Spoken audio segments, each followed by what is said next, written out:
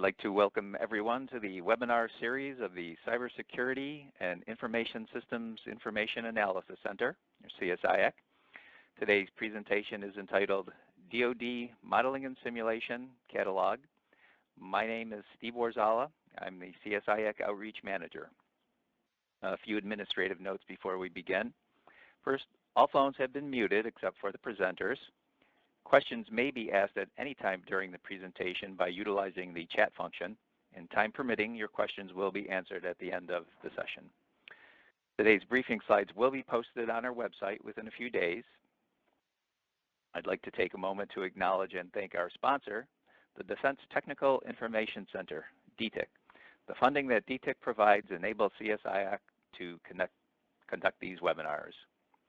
I have a few announcements regarding some related modeling and simulation activities.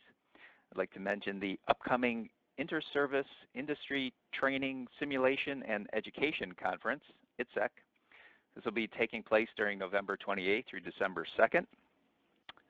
CSIAC and the Defense Modeling and Simulation Coordination Office, DMSCO, will both have exhibits at this event. So if you're planning on attending ITSEC, we'd love to have you swing by and visit us. In addition, we've also been working jointly together on a special modeling and simulation edition of the CSIAC Journal, which will be going to the presses in the very near future. Now I'd like to introduce our presenters for today's webinar. First, we'll hear from Roger Booker, a program manager with SimVentions. He and his team support DMSCO, overseeing the development of the Enterprise Metacard Builder Resource, Ember Tool, along with customer support and outreach for the M and S Catalog. Next up will be Tammy McClellan, the Program Director for Information Systems Technology at UCF's Institute for Simulation and Training. She and her team oversee the development for the M and S Catalog search and contribute functions, as well as operating and hosting the physical servers supporting the M and S Catalog and the Ember portal. Last but not least, we'll hear from Pauline Johnson, who also works for SimVentions. She supports the development activities for Ember and provides help desk support for both the M and S Catalog and Ember by responding to end-user inquiries, supporting outreach efforts, and other demos as needed. I will now turn the presentation over to Mr. Booker. Good afternoon, Roger. The floor is yours.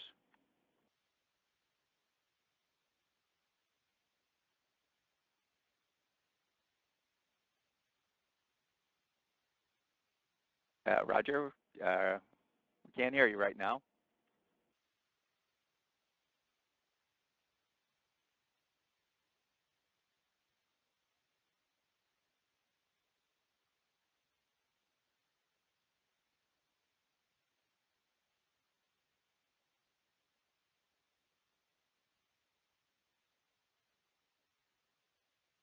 Well, I'm not sure what happened to Roger. Tammy, do you want to jump in and take over the presentation? I'm not sure if we've lost Roger, but we're not. Thank you. Yes, if you can advance, we'll move on to the opening slide here. Just briefly, we've already been introduced.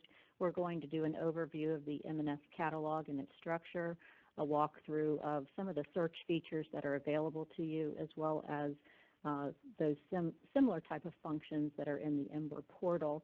We'll have some time for Q&A, and then we'll do a wrap-up summary review. To optimize the investment of the estimated billions of dollars spent on M&S within the Department of Defense, the DoD adopted a Net Centric data strategy. The Net Centric data strategy is to make M&S data products visible, understandable, and available for reuse to authorized users across the Department of Defense. In aligning with this strategy, the M&S Community of Interest was formed to provide a collaborative technical forum to advise and influence the DoD enterprise on technical issues involving M&S data, metadata, and the data related to tools and IT services. Working groups were formed, and the Modeling and Simulation Community of Interest Defense Metadata Schema was developed to standardize the metadata and information that would be captured about M&S for the purpose of sharing it across the community. The Defense M&S Catalog was then established to support the visibility component of the Net Centric data strategy and provide an avenue for M&S organizations to make resources available for reuse. These points then support the value propositions that the catalog was founded on, which is to support local management and enterprise discovery for the M&S community. As we move through the webinar today, you'll see how that concept has been satisfied by the components that make up the M&S catalog. Following various different prototypes, the current instantiation of the M&S catalog was introduced in 2014. This was to establish visibility to the M&S resources across the DoD enterprise. The catalog, as we call it today, holds about 10,000 assets provided from over 60 organizations, and through its robust Google-like search engine, it allows people to find, assess, and reuse what has been produced throughout the DoD. The catalog also supports federated searches, which is expanding its reach into other data repositories, which we'll show you later in the presentation. In short, the catalog has access to thousands of assets and resources, such as models, simulations, tools, and more, which all can be discovered, reused, and repurposed, saving the Department of Defense organizations time and eliminating spending money to develop what is already available and can be used as is or modified for reuse. The IBM Watson Explorer product is a COTS product that is used in the Enterprise Discovery interface. This technology platform uses natural language processing and machine learning to reveal insights from large amounts of unstructured data, much like Google operates. Using a customized interface designed to support M&S, as you'll see when we look at the search process and the results, the search engine supports a search experience that is very similar to Google, making it easy for users to type in their text and have contextual matches offered to them. The catalog is also comprised of a web service architecture uniquely designed to support the electronic publishing of M&S metacards into the catalog. Using XML, an extensible markup language, a common data schema is then used to pass data from one system to the other without a human in the loop, and this reduces that time delay, making multiple methods available for managing resources and sharing them to the community. Following various, go on to the next slide. There are two primary ways to contribute resources for enterprise discovery to the M&S catalog by using the system-to-system web service that was established. You may use Ember or your own organization's repository or registry system. In both cases, you, as the organization, maintain control, local control, and management, and you choose what you wish to publish to the M&S catalog. Ember is an acronym which stands for the Enterprise Metacard Builder Resource. Ember is a GOTS tool that is developed to assist organizations in creating metacards and tracking them. Ember is the tool through which the M&S catalog holdings are also updated, removed, and when they're no longer functional, and it's also how we populate the catalog with new data. Ember is essentially a catalog in and of itself, and it feeds and publishes the catalog with the same type of data that is searchable. Ember is divided into secure partitions, with each organization having a dedicated partition for its own use. Organizations can store their resources in Ember and then choose which ones to publish to the catalog for discovery by the M&S community. Records in the catalog can also be unpublished through Ember, updated and republished. So in short, Ember provides the mechanism to keep the catalog data up to date, as well as serving as a local catalog. Alternatively, organizations who already have an established system for tracking M&S assets can continue using their own system. This method would require some programming by the organization to export compliant metacards and send them electronically, but it still allows that organization to continue to use the system that they already have and remain in control of the records they choose to publish. If you are interested in contributing M&S resources to the catalog, you can contact the help desk, or you can use the contribute functions within the catalog to fill out some simple forms and identify yourself as a source provider organization. The M&S Catalog, which contains only unclassified data, is still protected. Access is limited to those with a DoD-approved PKI certificate, meeting the assurance level of medium hardware, high assurance, or the equivalent that basically represents a DoD CAC or a PIV card. Authorized users of the Defense M&S Catalog include DoD employees and contractors and federal employees from specified agencies and associated government contractors. More details about the credentialing and access requirements are available on the catalog's website. Everyone requesting access goes through a centralized registration process. In this process, contact data is captured and credentials are identified for account approval. And once you are approved, you will receive an email from the catalog confirming it. And you can also then register for Ember at the same time from a simple single location. It is important to understand that as you use the catalog and all the information displayed, it is unclassified. The data on the metacards, as we call them as records, can describe classified materials, however, but the text that describes that resource and any supporting files that you provide that are uploaded must be unclassified. Okay, that kind of concludes the general overview, and now we will move forward and talk about the search functions of the catalog.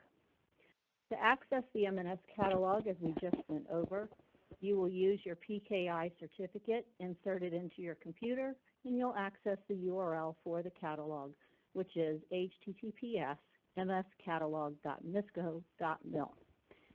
So since we are going to assume that we are already registered, we will move on and pretend we selected the login link. The landing page that you then see after logging in is all ready for us to enter our text for our search. Located above the search bar, you will find various resource icons that allow you to narrow your search. By default, the All icon is selected. You can, however, specifically select to search on models, simulations, tools, data, documents, training, or contacts. Just under the resource icons, you will see a checkbox. This allows you to include federated sites.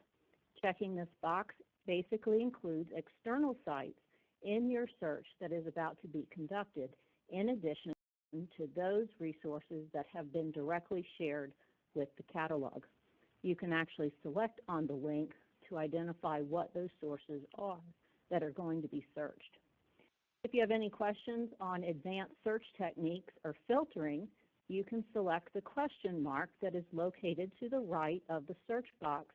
It will open a user manual and give you some options for granularly searching or filtering on your results. So let's move on to searching. From the landing page, after we select the resources we wish to search, or whether or not we wish to include federated sites in the search, next we will begin typing our text. For purposes of the demo, we will enter the term tsunami. As we begin to type, the catalog starts to search and return possible search terms and phrases below the search box. We have three options. We can finish typing our search term and select the magnifying glass to launch the search, or we can select the magnifying glass to the right of the search bar now just to display all of the match records up to this point. Or we can select one of the available options in the drop-down window that the search is already located for us in terms of phrases and terms that it has already found based on the characters that we have entered thus far. For purposes of today, we're going to select the magnifying glass to display all the resources that matched our text.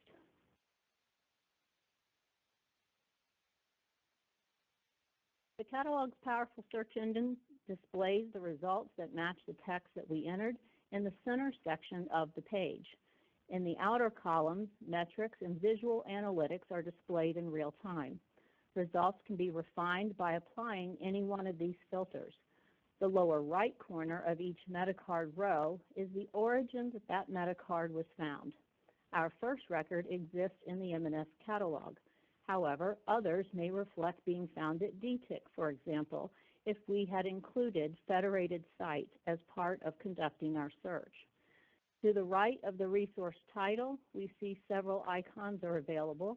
These icons can be used to quickly view relationships that this Metacard has with other Metacards.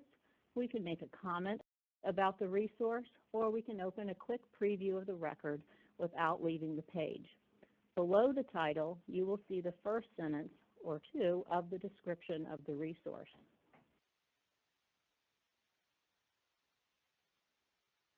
Another great feature available from the search results page is the ability to create your own folders and categorize the resources that you locate during your various searches.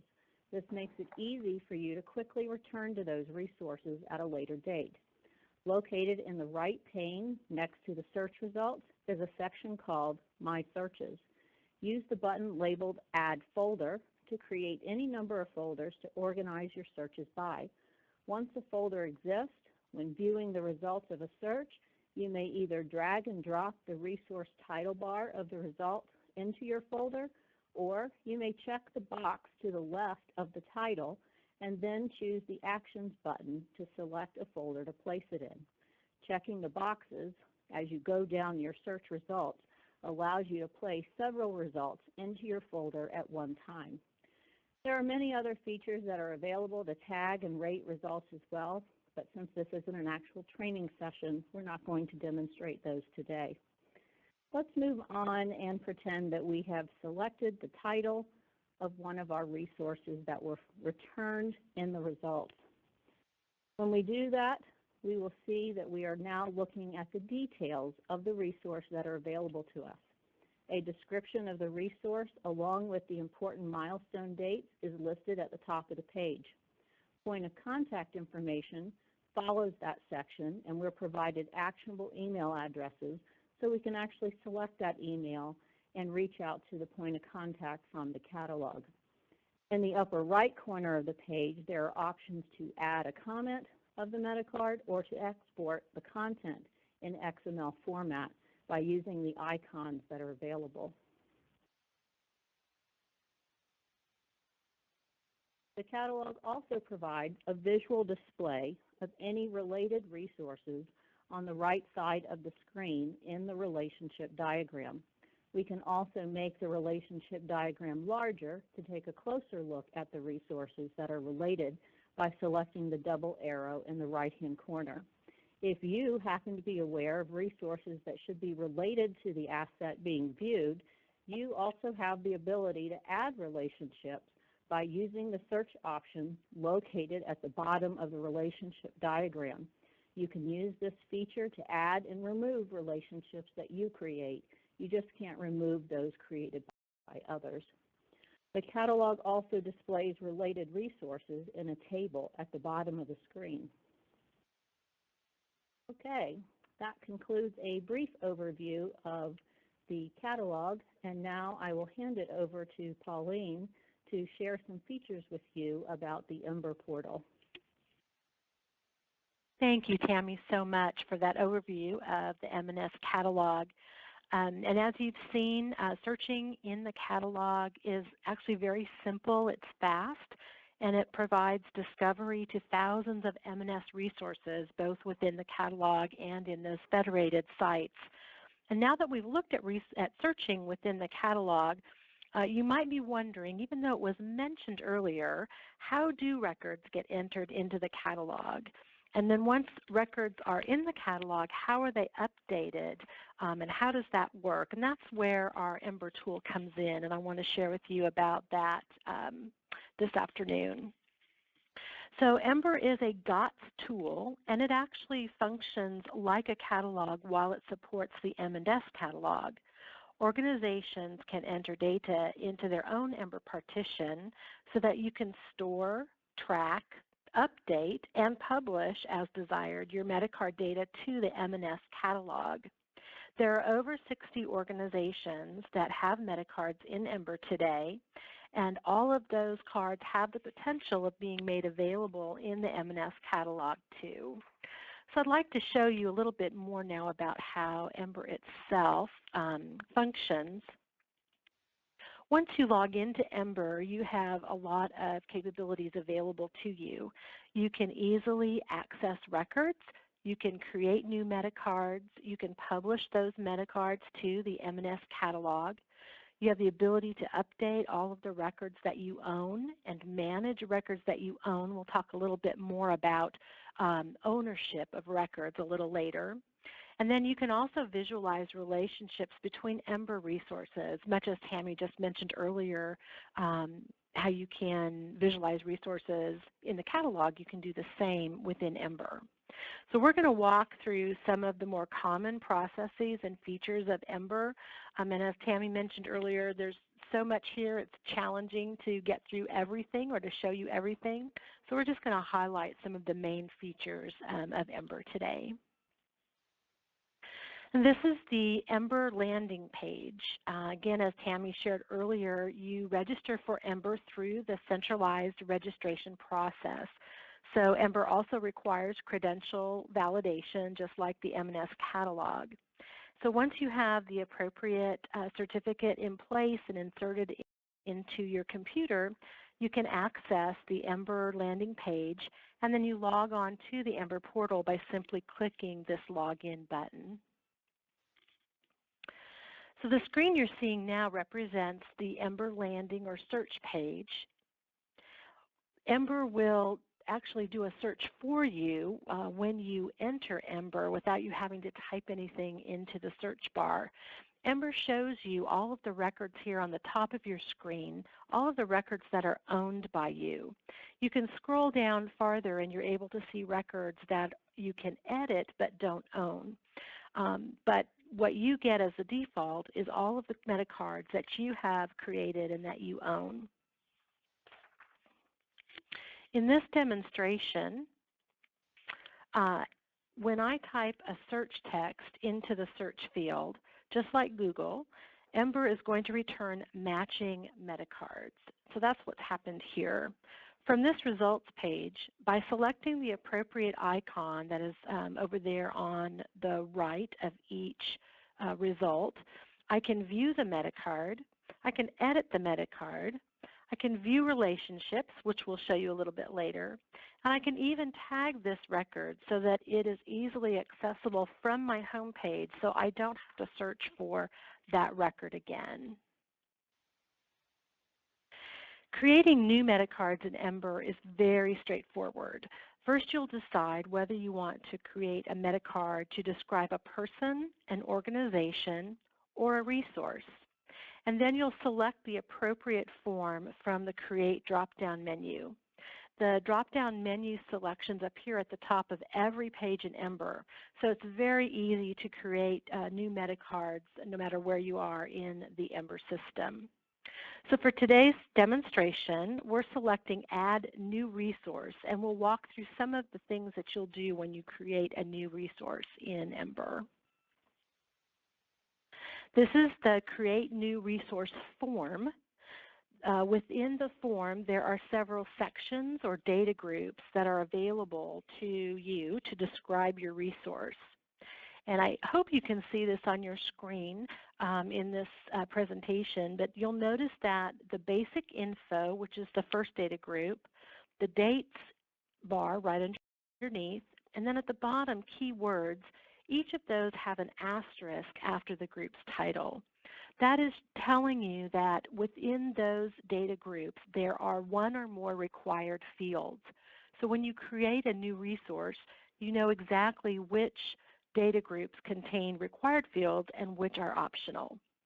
We're going to start with the basic info tab. This contains the title, the description, and some other important information about your resource. You can see that the information is laid out really nicely. It's simple. There's self-prompting text in each field which describes the data that you're going to enter. Some of the fields have drop-down menu choices and some are free-form text. And hopefully you can see that the title field for this group includes the asterisk, and so that's letting you know that that field is required. And there are a couple other required fields in this section of the form as well. You're probably seeing and noticing that there's data entered into these fields already, and that's because we're using static screens for our presentation. So I've already gone ahead and filled out the form fields here because we don't really have the ability to show that to you live.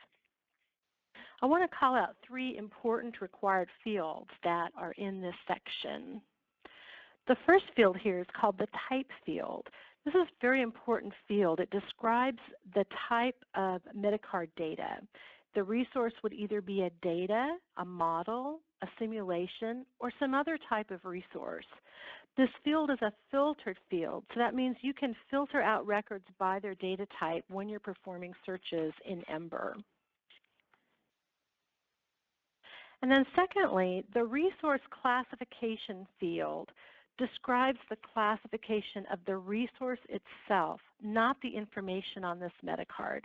Tammy mentioned a little bit earlier that all of the data describing resources must be unclassified, but it is possible to describe a confidential resource.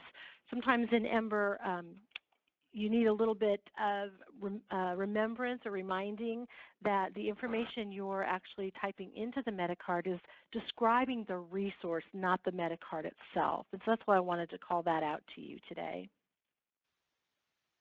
There's also a field called resource releasability, which again is describing who can access the resource, not the Metacard itself. So everything we're putting onto our Metacard is describing the actual resource that we want people to know about. One of the great features about Ember is the ability to upload supporting documents directly into your record. You can upload files like PowerPoint decks or Word documents, Excel spreadsheets, really any files that would be of value to the M&S practitioner who will be looking at your data, or even just data you want to store for internal purposes within your own organization. Anything that you want to make available to download from the Metacard can be uploaded here, but again, the data file must be unclassified.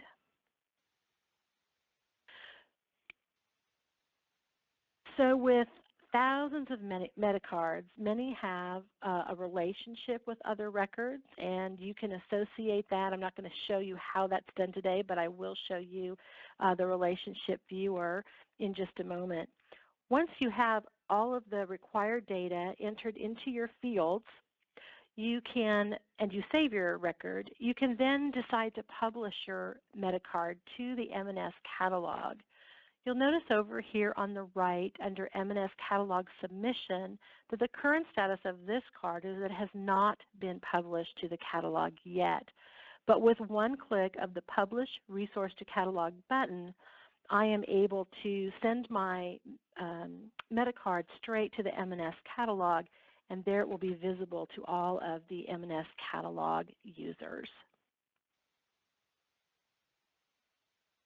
So once we've saved our Metacard, we not only have the ability to publish the Metacard to the catalog, we can also take a look at, we can assign resources and then take a look at the resources that are connected with this Metacard. And to view the resources that are connected, I'm just going to select this Relationship Viewer button. And this opens up the Relationship Visualization screen. Different symbols represent the differing Metacard types. I mentioned earlier that we have those data types of organization and a resource or a person, a different type of Metacard.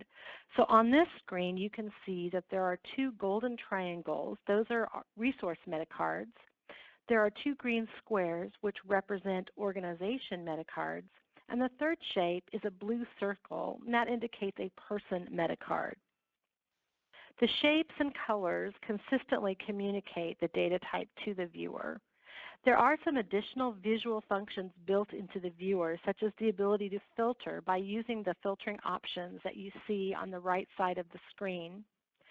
And further, if you select a blue plus sign that this arrow is pointing at, it will reveal additional related cards. So you're able to dig deeply into interconnections of the resources through the viewer. So you saw in this presentation today that Ember, as a GOTS tool, allows organizations to work within your own partitioned workspace. Users can create and edit metacards to manage assets that are important to their organization. Relationships between metacards can be established, and using filters, you can dive deeply into the relationships between available resources. And lastly, metacards can be published to the M&S Catalog. The M&S Catalog is really a valuable repository. It's storing thousands of M&S assets that were created by many different practitioners across the DoD. And supporting the DoD Net Centric data strategy, the holdings of the catalog promote visibility and resource reuse of resources throughout the DoD. And so we want to encourage you to register and start using the catalog even today. And that concludes the Ember portion of our webinar this afternoon. So I think, Steve, I want to pass it back to you. Okay, thank you, Pauline. So I appreciate you and Tammy giving us the overview of the M&S catalog and the Ember tool. So I guess one of the things that struck me is one of the things we do here at CSIAC is we're trying to gather various scientific and technical information and share it with the community. Try to identify best practices, existing tools, and under kind of under the aegis of the Better Buying Power, the BBP initiative. So I mean, this seems like it's the M&S catalog falls squarely under that umbrella. So it seems like an excellent resource, and we did want to kind of take the opportunity to use this venue to get the word out there. So I just kind of wanted to kind of say that before we jump into the Q&A here. So so let's see. We do have some questions. So there was a specific question about different types of modeling tools. In particular, an individual was interested on like finite element analysis or computational fluid dynamics. So are there those type of modeling tools that people can find and gain access to via the M&S catalog?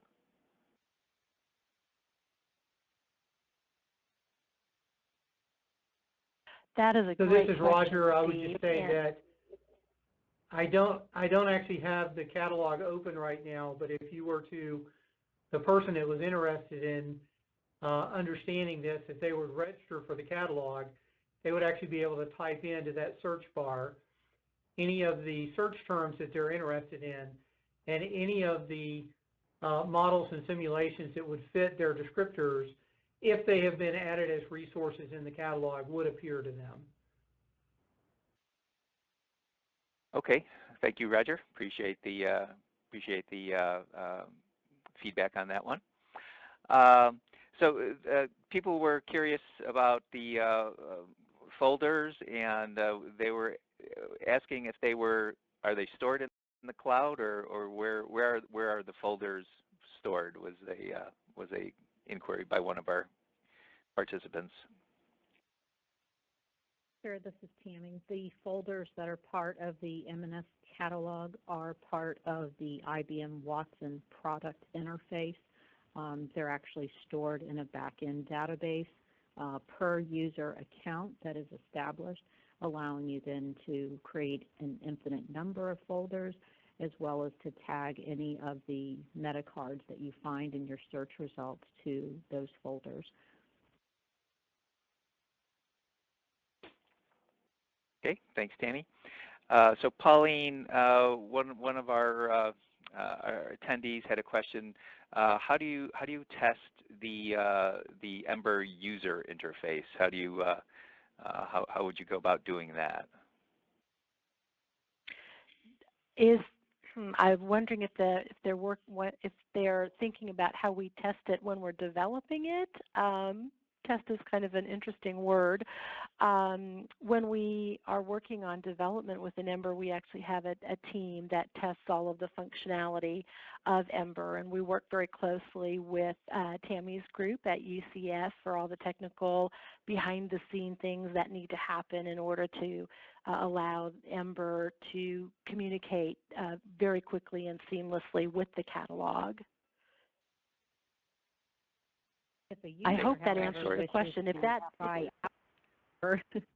they could just easily register to obtain a user account in Ember, and they can create their own records in Ember. It's not shared to anyone else in Ember, nor is it shared to the catalog. So anyone who has an appropriate PKI certificate can access Ember, fill out the registration form, and use everything that Pauline demonstrated. So if they're asking about testing things out from that perspective, that's how you would go about doing it. Thank you, Tammy. That's probably exactly what they were thinking about. I was taking it a little too literally, so I really appreciate your input. Thanks. So you had thrown up the list of different government agencies that can currently access the catalog. One of our attendees had a question of asking about NASA. Is there any anybody know if NASA will be added to the to this catalog anytime in the future? Any rumblings in that field? A lot of access is based on requests from organizations. So at this time, we have not received a request, although I'll take this as one. But all of those are fielded by DMSCO. And they would evaluate their use and need, and then we would extend as part of the Federal Bridge Program to include the NASA-approved PKI certificates. So really all that is needed is for us to reach out with a point of contact from the federal agency side to DMSCO and make that request. Okay, so if there are folks from NASA that are interested, we can go about working that process to try and get you added to the list. So let's see, we've got another question. One of our participants is interested in the background of the team members that once again tested the Ember, and do they have real world M&S project experience? I don't know if one of you guys want to try to field that question. Sure, this is Roger. I'd be happy to. A number of the team members that support Ember have long historical experience as well as current experience in the M&S field. We have PhDs that support this program working within our company. We've worked actually with DMSCO for the last 12 years. And so I think it's fair to say that we have a very skilled set of individuals that are not only supporting the development of Ember and the M&S catalog, but people that also do have real world experience supporting the M&S community. Okay, thank you. So There's a question regarding a sample Ember query. So it's followed up by what organizations or companies are doing high-fidelity aerial refueling distributed simulation. So is that the kind of information you could type into your search function to try and get information, try and find out about work being done in that area? So again, this is Roger. That could be a query that is an Ember query, meaning that an organization has actually put a Metacard into Ember, and they have two choices at that point in time. They can either maintain it locally within their own control, meaning that it's private, and it's only for the viewer of that individual or that organization. So Ember provides local control of any of those assets that a organization wants to utilize Ember for. They also have the opportunity to publish that into the M&S Catalog for basically broader distribution. At the point that it's published to the catalog, it's made available to everyone who has access to the catalog. So in this particular case, what this individual would want to do is go to the catalog, type in a search for high-fidelity aerial refueling, and they would see what the results are, and those results would provide them with contact information for those organizations that they could reach out to. Thank you very much, Roger. So I'd like to note today was the first time we've live streamed our webinar over Facebook and YouTube. So that's a new one for us here at CSIAC. And so we've got a question from one of our Facebook attendees. The individual is a M&S systems engineer consultant, and he's wondering if he needs to have an active contract with a client working on a DoD contract in order to gain access to the M&S Catalog and Ember Tool.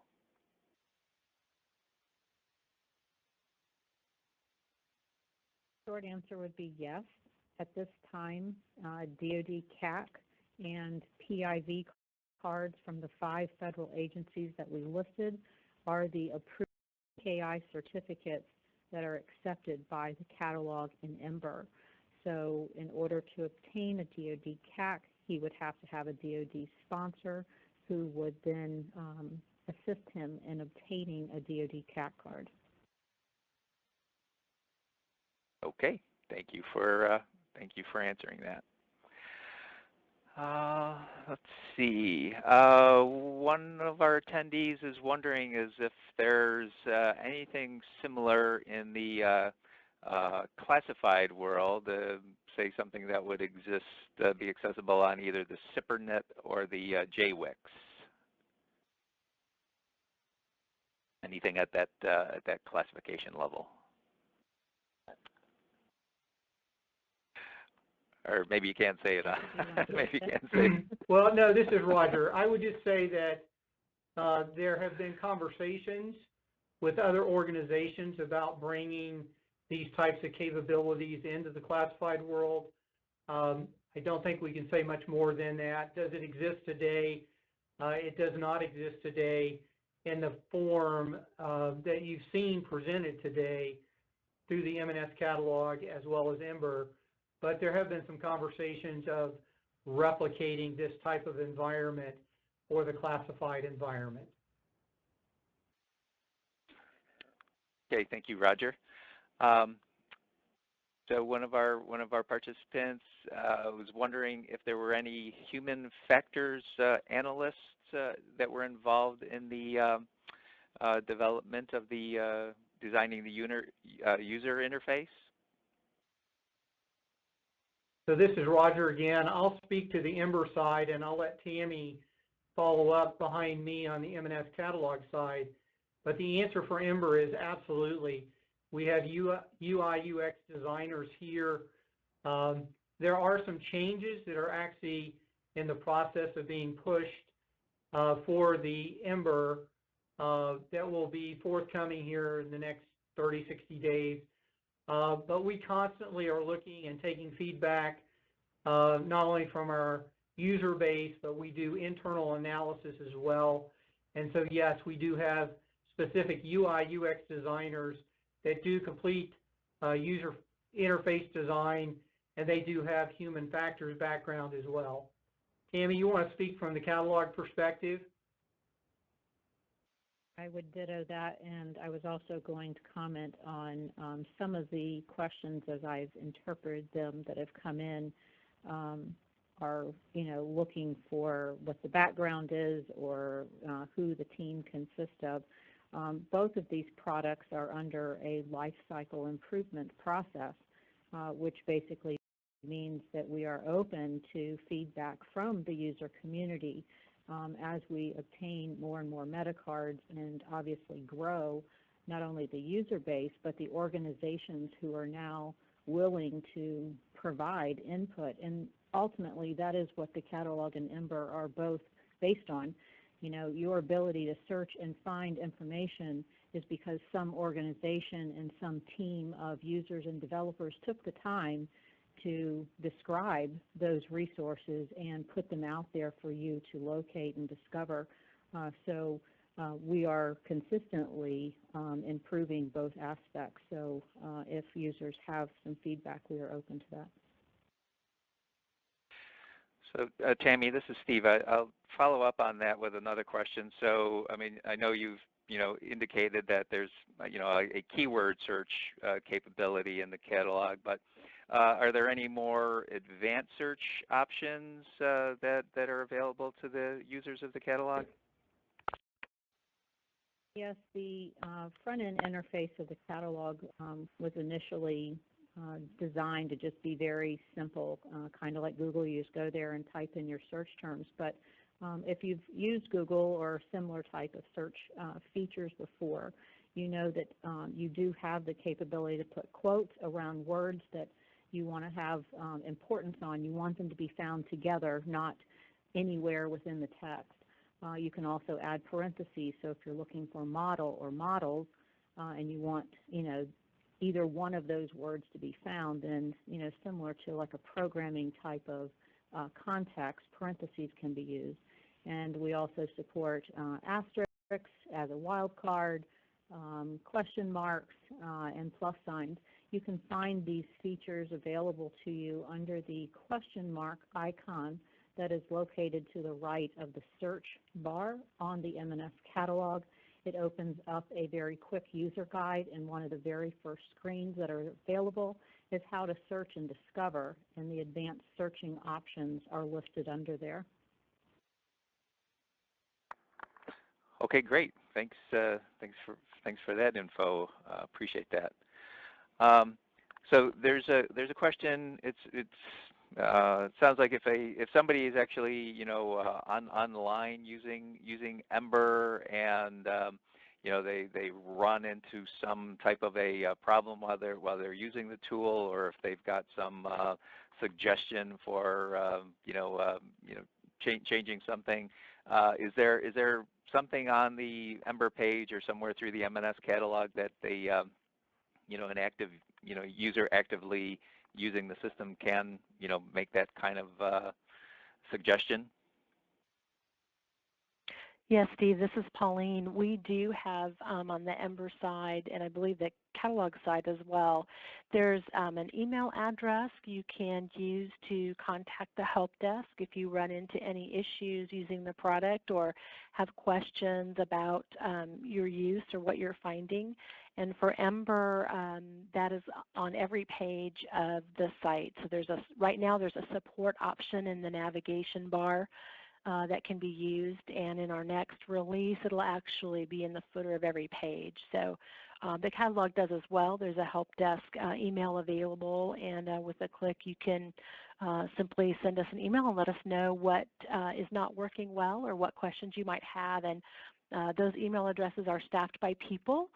They're not going to get an auto response, but a real person will respond, and then we'll work to satisfy their needs or what they're looking for. Okay, great. Thanks for the feedback on that. And so Pauline, if somebody, if a user goes in and creates a Metacard, so that the Metacard is actually owned by the user that created that. So so what if that individual leaves the project, or someone else needs to take over ownership? How does that process work? How does somebody go about doing that, taking care of that transition? Yes, and that's an important one because things do change, and sometimes people need to move on to different projects, or maybe within the organization, just project responsibilities change. So as we mentioned, when you create a Metacard, you are the owner of that Metacard, and part of the responsibility as an owner is you can share that Metacard. We mentioned you can share it out to the catalog, or you can share that card with others within your own organization as well. And you can give editing rights to other people within the organization. And then you have the opportunity to assign or reassign ownership of that card, or even a group of cards if you have more than one, to another person. There are several different ways or different paths you can go down to make those changes within Ember. It's actually fairly simple. There's a couple of hyperlinks on the home page through quick links. You can assign a batch of records or do a batch operations for a group of records when you want to make a change to a group of records, or you can do it one at a time. And then if someone has questions about transferring ownership, and perhaps maybe someone forgot to transfer their ownership of their records before they left the project, then the help desk can step in and facilitate that ownership change. So a quick email to the Ember help desk, and we're happy to help make the appropriate changes to those records. Okay, great. Thanks for that info. Let's see, we're kind of coming down to the end of our time here.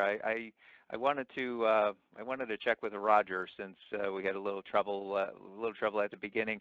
Roger, were there any comments that you wanted to share that you haven't had the opportunity? Is there anything you'd like to share with our audience today? Thank you. I appreciate that. I think the only thing I would say is that obviously the amount of time to do a webinar, an hour seems like a long time, but it's a fairly complex system that has been put in place here with the M&S Catalog and Ember. We've done our very best as a collective team to make it as easy to use as someone going online and using Google. There are some restrictions to our ability to make it quite that seamless, but we constantly seek to improve and strive to make additional changes and improvements along the way, as Tammy said. And we're certainly open to that type of feedback from any of the end users. So we welcome that. And also, as both Tammy and Pauline have stated, we have real-time, near real-time, I guess is a better way to say it, response to our help desk requests.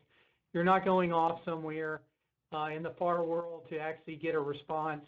Even though email is typically the most convenient for people to make an initial inquiry, it's not uncommon if you place an email in and give us some contact information that we're going to pick the phone up and give you a call to be sure that we understand exactly what your situation is and how we can help you. So I would like to just encourage the audience here, please don't hesitate to reach out to the help desk. Don't reach out for support along the way. Both the catalog and Ember as a collective entity are really here to serve the community and serve DIMSCO, and it's our pleasure to do that. So I would just say we welcome ongoing usership and ongoing feedback. Okay, thank you, Roger. I think there's maybe one last question. If somebody's using the system and the